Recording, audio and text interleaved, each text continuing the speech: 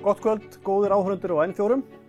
Það líður að kosningum og við erum með enn einn kosningaþáttinn. Í kvöld verðum við eins og áður með 3 viðmælendur. Sá fyrsti kominn í hús, heitir Haraldur Benediktsson, skipar annað sæti á lista sjálfstæðismanna í Norðvesturkjördæmi. Vertu velkominn. Já, takk fyrir það.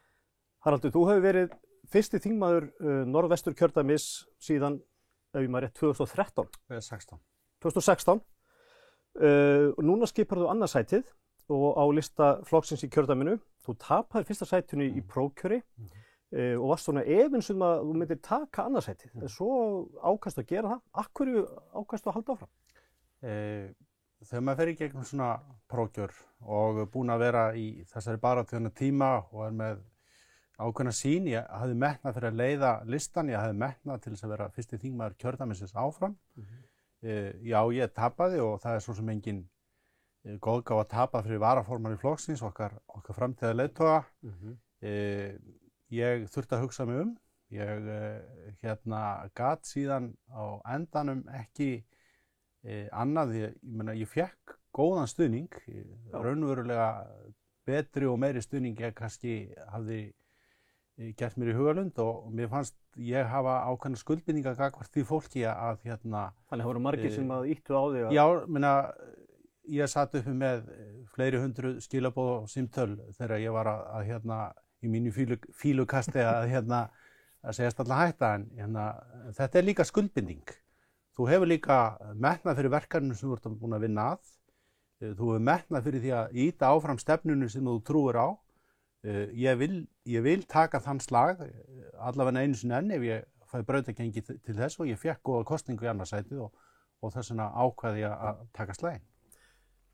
Vekur nokkra athygli, þú varst formaður bændasamtakana í mörg ár og síðan þingmaður, alla þennan tíma hefur verið á fullu búskapnum með. Já, ég gert það. Ég hef verið formaður bændasamtakana 2004. Það er ekki minna verk að vera formaður bændasamtakana heldur en vera alþingismaður, því hef ég nú rækilega kynnst. En ég hef aldrei verið tilbúin að fórna búskapnum fyrir þetta starf.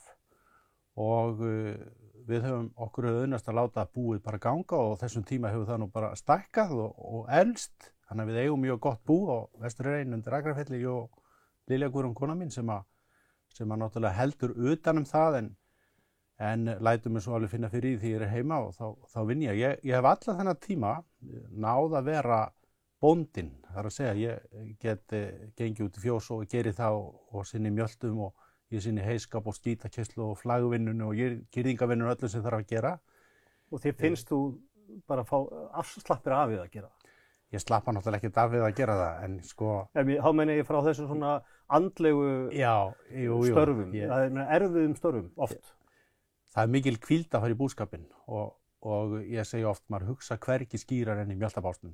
Þá eru bestu greinarnar samdar og bestu ræðurnar fluttar, eða kannski ekki fluttar, eru hugsaðar. En bara þetta að slíta ekki á það að standa í þessum búrekstri, ég tek við því fyrir 25-6 árum, búi minna foreldra sem ég alist upp á. Ég ætla að vera bóndinn og reyn og ég ætla ekki að slá af því meðan ég hef heilsu og krafta til. Haraldur, talandi búskap, horfum á þitt kjördæmi. Mjög öflugt landbúnaðar umdæmi, sérstaklega kannski í sauðfjárræktinni, líka náttúrulega í Borgarfirðinu og víðar öflug mjólkurframleiðsla.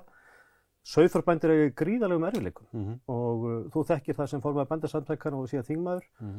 Þetta virðist alltaf vera að fara niður á við. Það gengur ekki að laga þessa grein. Hvað á að gera? Það á að gera fjölmargt og kannski hluta ástæðan ég ákveð að halda áfram í stjórnmálum er að ég trúi á að við getum snúið þessari þróun við. Sem formaður bændasamtakana og seinna sem þingmaður hef ég lengi tala fyrir því að við förum inn á dýptina og við breytum ákveðnum undirstöðum undir landbúnaðanum til þess að hann geti aftur vaxið og dafnað. Og þess vegna tók ég nú með mér þessa bók sem heitir Landbúnaðarstefna rækt Ísland. Og á þessu kjörtímabili hefur Kristján Þór Júlíusson sem mér nú fundist oft sitja undir ámæli fyrir sín störfa þá í landbúnaðar, skilað hérna verki sem er í fyrsta sinn á Íslandi sem er mótuð heildstæð landbúnaðarstefna og inn í þessari landbúnaðarstefnu er aðgerðaáætlun eða tillögur að aðgerðum sem meðal annars snúa því sem þú ert að ræða og þar er kannski helst að draga fram að hvort sem að forystumenn bænda afurðastöðva eða við sem höfum verið í bændapólitík höfum lengi verið að tala fyrir að það er starfsumhverfi afurðastöðva þarf að fá eðlilega endurskoðun og uppfærslu. Við höfum gjörbreytt búvörumarkað á Íslandi. Það er að segja með meiri opnun, meiri innflutningi, þá erum við ekki lengur með sama lokaða búvörumarkaðinn og við vorum með hér lengst af.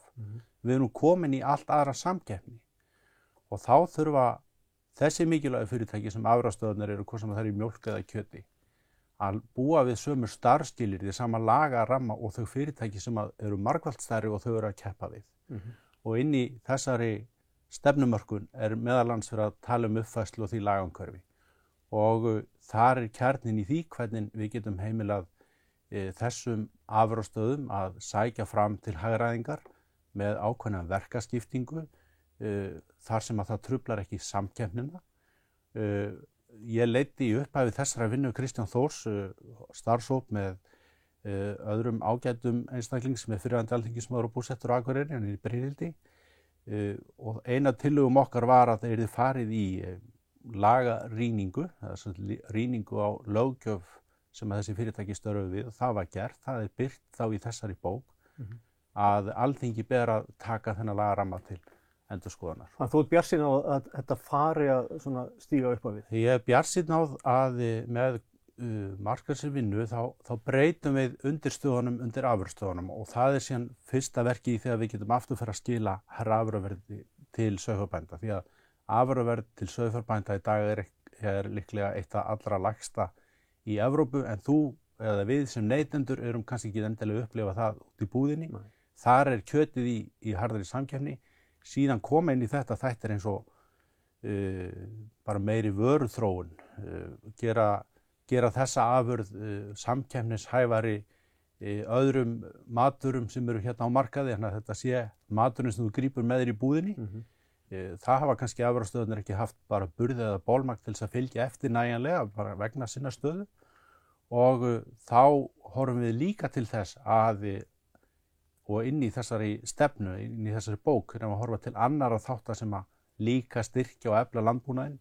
Við segjum landbúnaðurinn á meðal annars að vera hluti af verkefni okkar að lausna loftslagsmálum.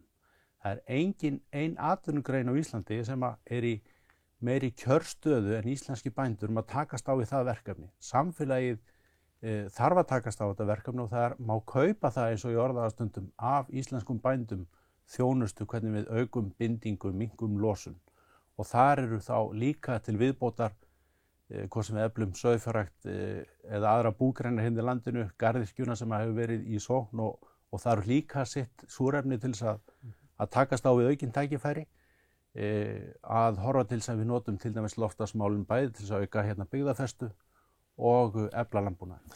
Örstutt varðandi fiskeldi á Vestfjörðum. Styður þessa uppbyggingu eins og hún er í dag í fiskeldinu sem að stefnir í að vera hálfgerð stóriðja Vestfirðinga? Ekki hálfgerð, hún er algjör og ég styð hana heilshugar og ég hvet fólk til þess að fara vestur á firði og sjá bara þessa umbreytingu sem er að verða á þessum samfélögum og þar má kannski helst gagnrýna við erum á eftir að fylgja þessari miklu atvinnuuppbyggingu eftir eins og bara með samgöngukerfinu og slíkum þáttum. Við erum kannski... En menn hrættir svolítið umhverfismálin í þessu sambandi? Já, við erum að vinna þetta með ábyrgum hætti. Við fórum þessa áhættumatsleið. Áhættumatsleiðin sem er að vakta umhverfið og er að stilla raun og veru framleiðsluna eða stækkun eldirsins á móti því að við sem ekki að taka áhættur með umhverfið. Já, og það er í mínum huga algjört lím í þessari uppbyggingu að við séum að virða bæði þessi sjónarmið, þar að segja þeirra sem að vilja sækja fram að efla atvinnu og verðmætasköpun og þeirra sem að halda síðan á gjöfölum verðmætum veiðiám sem eru í mínu kjördæmi ein megin byggðastoðin í flestum héröðum þess. Þannig að það stundum flókið að vera alþingismaður í norðvestu kjördæmi með þessa hagsmuni, en við erum fundið okkur þarna leið sem að ég trú á að ef báðir aðilar standa þannig að verki að menn virði sjónarmið hvers annars og finni þá leiðir og þá sé ekki umhverfisþátturinn það vandamál sem stundum er gert úr. Það hefur verið sagt í mínu eyru að þú sé svona kjördæmaþingmaður sem að sért látið sjá þig dálítið, en þú ert minna áberandi í þingsölum en margur annar en í alveg ræðupúlti Alþingis. Já, veistu, ég tala svolítið þegar mér finnst ég þurfa að tala. Ég tala ekki til að tala og það er of margir þingmenn í því svo ég leyfi mér svona galgopa hátt hérna. Ég hef einsett með það að vinna að verkefnum fyrir kjördæmi og fyrir landið og mér hefur verið trúað fyrir mjög mikilvægum verkefnum. Ég leiddi til dæmis, eða leiddi hér ljósleiðaravæðingu sveitana. Ég raun og veru færði ástæðan ég fór inn í pólitíkin úr bændapólitík var að búnaðarþing sem svo merkastofnun hafði ítrekkað og oft ályktað raforkumál í sveitum, fjarskipti í sveitum og ýmsa aðra þætti. Mér fannst þetta ganga hægt, þannig að ég ákvað að stíga þarna yfir og leita fyrir mig í pólitík hvort ég gæti þoka málunum þar áfram. Núna árið 2021 erum við með einhvern besta fjarskiptakerfi í sveitum í okkar heimshluta og ekkert bara í okkar heimshluta.